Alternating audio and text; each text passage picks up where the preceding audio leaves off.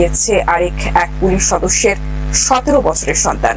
কিভাবে সেই হৃদয় বিদারক ঘটনা ঘটল সেই চিত্রে উঠে এসেছে ইংরেজি দৈনিক দ্য ডেইলি স্টারের একটি প্রতিবেদনে। সেই প্রতিবেদনটি তুলে ধরেছেন সহকর্মী মোহাম্মদ সোহাগ বিশ্বাস।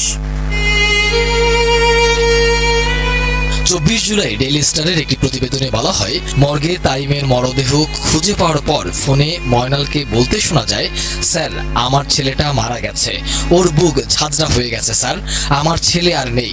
গত শনিবার ঢাকা মেডিকেল কলেজ হাসপাতালের বিভিন্ন ওয়ার্ডে ছোটাছুটি করছিলেন রাজারবাগ পুলিশ লাইন্সের উপপরিদর্শক ময়নাল হোসেন ও তার স্ত্রী।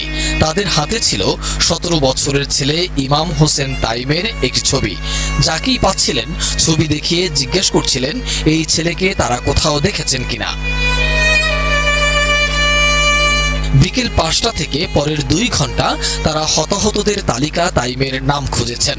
পরে ছবি দেখে একজন সাংবাদিক তাইমের বাবাকে মর্গে খোঁজ নিতে বলেন।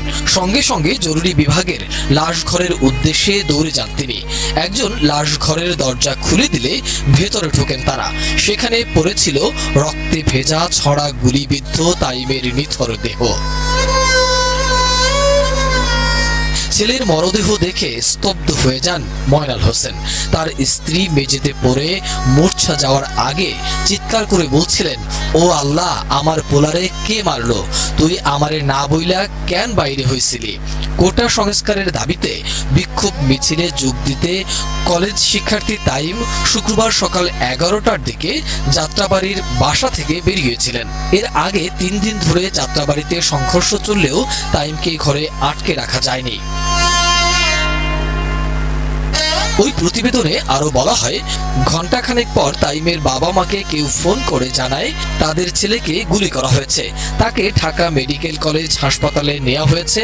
ময়নাল বলেন, কোটা সংস্কারের দাবিতে আন্দোলন শুরু হলে আমার ছোট ছেলে তাতে যোগ দেয়। তাকে শুরু থেকেই না করেছিলাম আন্দোলনে যেতে, কারফিউর মধ্যে তাকে বের হতেও না করেছিলাম, কিন্তু আমার কথা শোনেনি।